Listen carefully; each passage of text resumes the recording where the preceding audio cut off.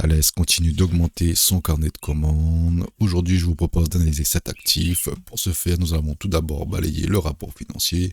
Nous ferons un point sur les fondamentaux et nous finirons par déterminer un petit peu à quel prix investir dans Thales et quel type de rendement pouvons-nous espérer.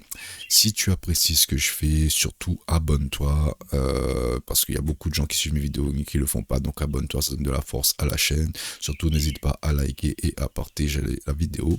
Et surtout, tu peux me retrouver sur les différents réseaux sociaux. Le lien se trouve en bas de la description de la vidéo. N'hésite pas à me suivre. Ceci étant dit, passons à l'analyse de Thales. Donc, Thales, juste pour faire une présentation rapide, donc Thales, c'est une entreprise, le leader mondial, même on pourrait dire, de la défense aérospatiale, notamment dans la cybersécurité aussi et le digital. Le groupe emploie environ 85 000 collaborateurs, donc ils sont situés partout dans le monde.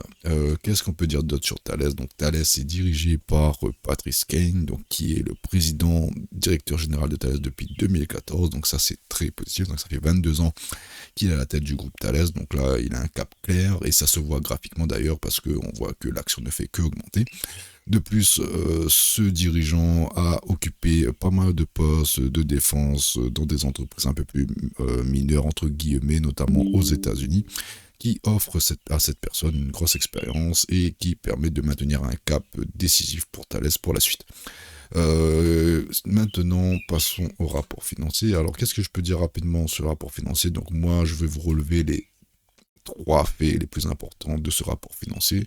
Comme d'habitude, si vous souhaitez investir dans Thales, donc je vous invite fortement à lire les rapports financiers en détail. Donc là, c'est celui de 2025, à savoir que Thales va publier ses résultats incessamment sous peu. Donc, il me semble que c'est le 23 juillet, c'est ça. Donc, 2 choses si vous voulez investir dans Thales. Donc, première chose, prenez le temps de lire les rapports financiers. Deuxième chose, attendez les résultats qui vont arriver bientôt pour pouvoir vous informer de l'évolution des fondamentaux de Thales. Et une fois que vous avez fait un petit peu ce travail, là vous pourrez prendre la décision si vous souhaitez mettre de l'argent ou pas dans Thales. Alors, comme je disais, j'ai relevé 5 points importants de Thales en 2025, donc notamment le carnet de commandes qui a augmenté, donc là 1%, alors quand on dit 1%, on ne se rend pas compte, mais ça représente grosso modo 25 millions de commandes supplémentaires. Ouais, c'est ça, 25 millions de commandes supplémentaires.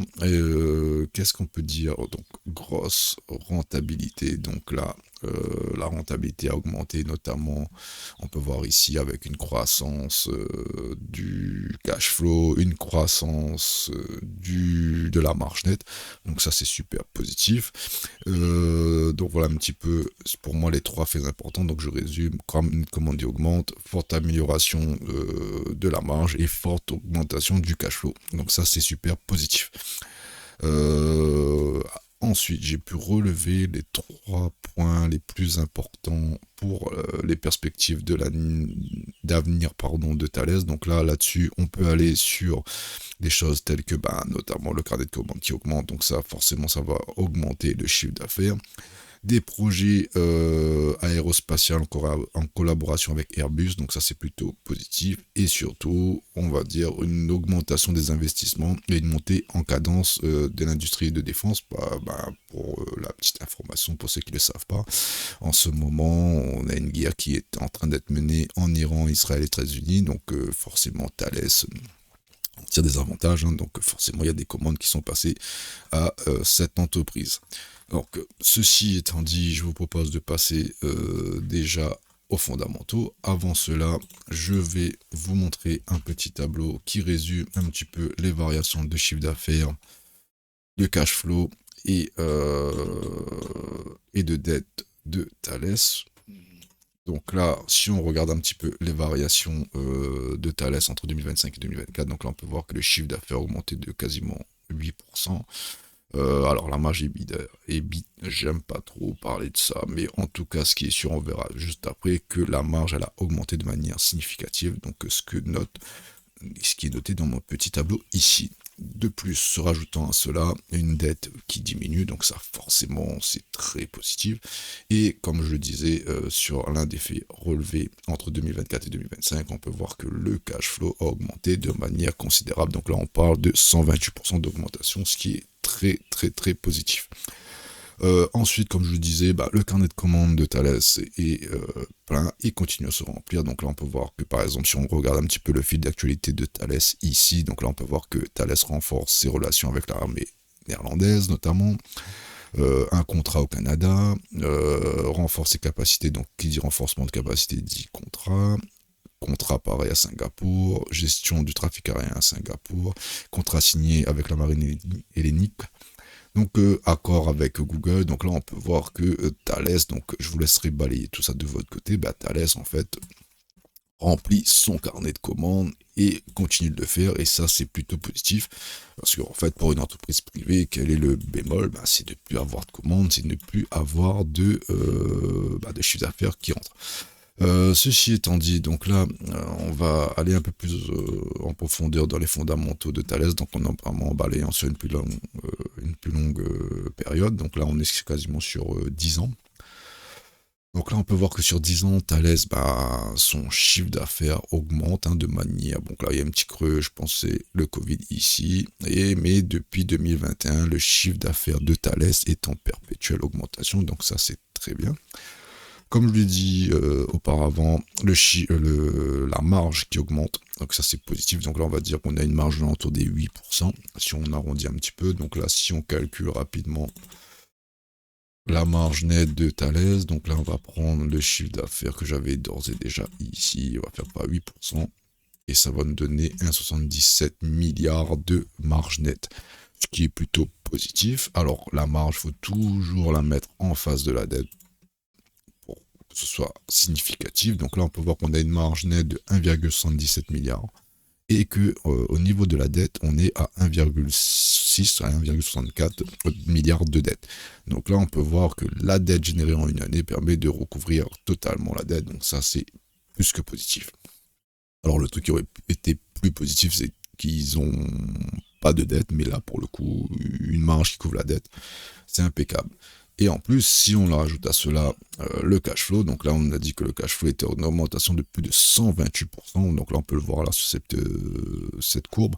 Donc là on peut voir que non seulement la marge annule complètement la dette, et en plus derrière il reste 2,63 milliards de cash flow, donc ça fait que ils ont un bon excédent de trésorerie, donc ça c'est très très appréciable quand on s'investit dans un actif.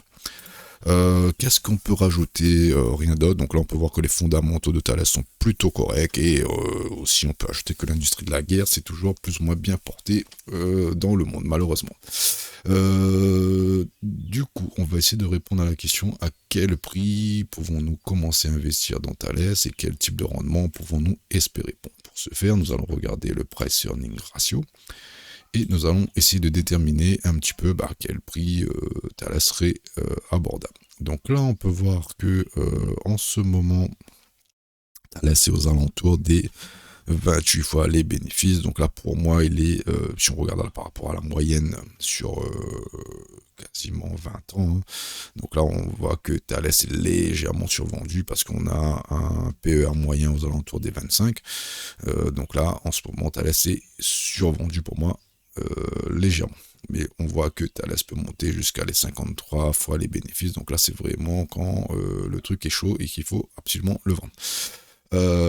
Donc je vous propose, donc là on voit qu'on a un plus bas aux alentours des 11, donc si un jour on revient ici ça peut être plutôt pas mal, donc je vous propose de calculer le prix pour investir dans Thales aux alentours des PER 10, PER 15 et PER 20, en sachant que pour moi la barrière psychologique c'est aux alentours des 20. Donc, pour ce faire, nous allons prendre notre calculatrice, on a déjà la marge nette qu'on va multiplier, alors on a dit 10, donc PER 10, donc fois 10, et on va diviser par le nombre d'actions en circulation, qu'on va retrouver ici sur TradingView.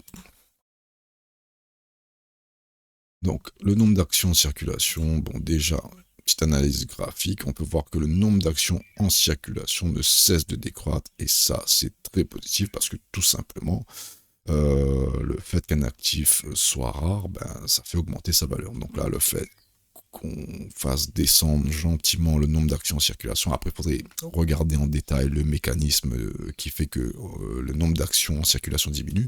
Donc ça peut être achat d'actions, etc. etc. Mais en tout cas, quoi qu'il en soit, ça reste positif. Donc là, on est aux alentours des 205 millions d'actions en circulation pour Thales.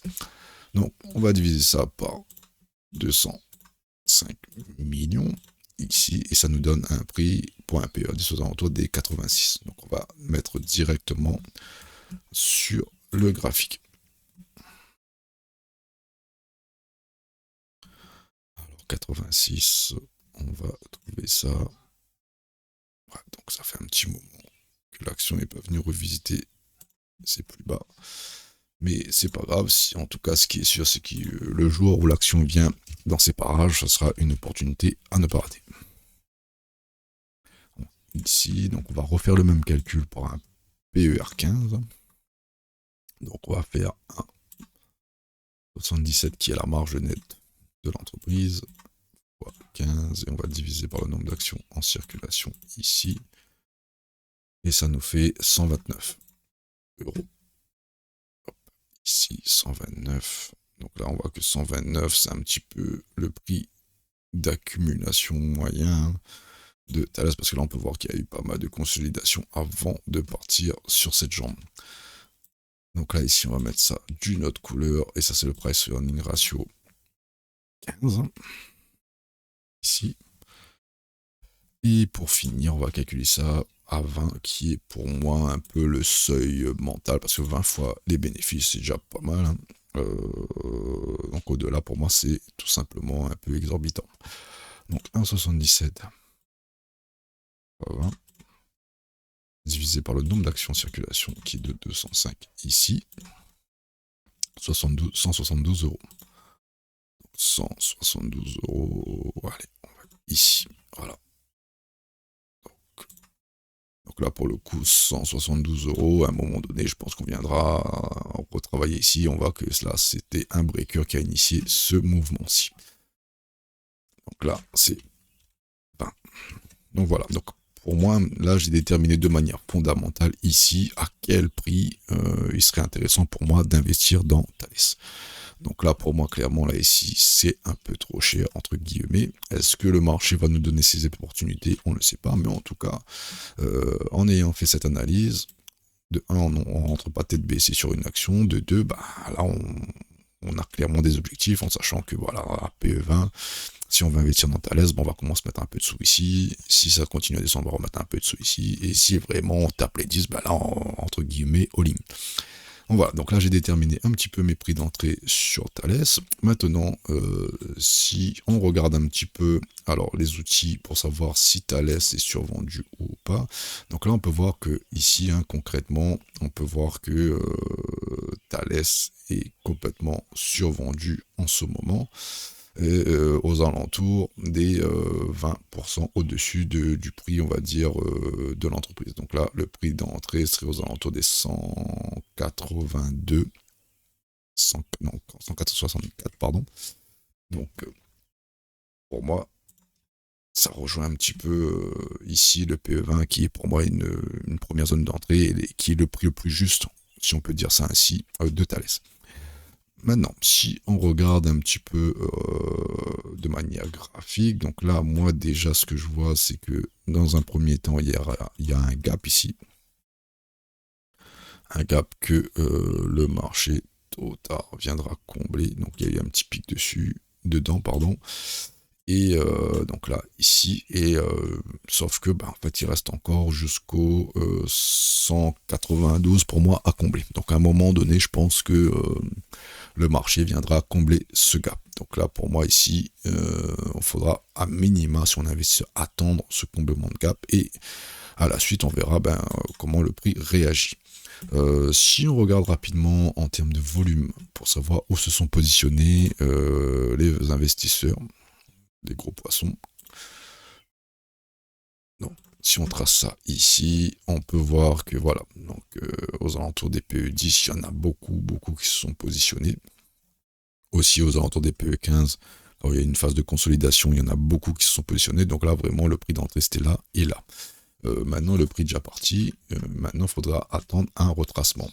De même, si on prend ce mouvement et qu'on regarde un petit peu les ratios de Fibonacci, donc là on peut voir que le premier seuil de Fibonacci, les 38,2, correspond grosso modo au gap. Donc là ici, je pense que là il y a une première zone d'entrée là, mais vraiment grosse mine, hein, donc entre les 192 et les 173. Donc là ici pour moi c'est un peu une zone d'entrée si on veut jouer la continuation haussière, c'est-à-dire l'action vient retracer un petit peu parce qu'elle peut pas monter indéfiniment, retrace un petit peu son élan et voilà, cherche à faire une continuité haussière. Donc là si on part sur ce scénario là, on pourrait éventuellement, donc là, si on arrive à capter le mouvement ici à PE20, donc si on revient à la TH, on pourra espérer à minima un petit 60% de rentabilité. Maintenant, si imaginons que pour X ou Y raison, le prix commence à retracer un peu plus, notamment à la fin de la guerre, ça peut être un événement comme de ce style-là. Si c'est la fin de la guerre, les marchés pourront interpréter que, en fait, on n'a plus besoin de valeurs défensives, hein, tel que Thalès. Donc là, ici, là c'est la zone de rechargement long terme. Donc là, pour le moment, le contexte fait que on voit mal une action de défense liée à la guerre venir ici au vu du contexte actuel. Mais si jamais on passe en temps de paix, éventuellement, une zone de rechargement long terme, ça se situerait ici. Donc aux alentours des 128 euros. Donc la zone complète, ça serait entre les 138 et les 100 euros. Donc là, ici, pour moi, ça serait la zone idéale pour chercher à avoir une continuation haussière sur Thalès. Alors, je modère mon propos. Effectivement, si on achète ici, c'est très très bien. Ici, c'est encore mieux. Mais il n'y a rien qui nous dit que l'action, à un moment donné, elle perd toute sa valeur pour X ou Y raison, qu'elle vienne là, là, et que, au final, on vient retracer les plus bas de 2020. Donc ça, c'est un scénario à avoir dans la tête quand on est investisseur. C'est pas parce qu'on investit au bon moment que fatalement l'action elle va aller à la hausse. Donc tout risque forcément engendre des conséquences. Donc là, le risque qu'on prend ici, donc on essaie de le modérer, donc notamment en cherchant des points d'entrée ici, ici, ici. Mais il n'est pas à exclure que l'action, en fait, elle se casse la gueule tout simplement. Donc vous soyez vigilants, donc investissez uniquement ce que vous pouvez. Donc si je reviens sur mon propos sur le rendement qu'on peut espérer, donc là si on arrive à choper cette zone là, donc imaginons aller aux alentours des PE15, donc là si on revient à la TH, ça nous fait déjà 120% grosso modo de rendement. Donc là voilà, donc là c'est une zone vraiment si on arrive à choper ça, c'est vraiment le top. Au vu des fondamentaux, je pense qu'à un moment donné, si Thalès vient dans ces zones-là, ça va repartir à la hausse. Mais comme je vous l'ai dit, il y a le contexte macroéconomique à prendre en considération. Je n'ai pas plus de choses à rajouter sur Thalès. J'espère que cela vous a plu. N'hésitez pas à liker et surtout à vous abonner. Et je vous souhaite une excellente semaine de trading et à la prochaine. Ciao, bye.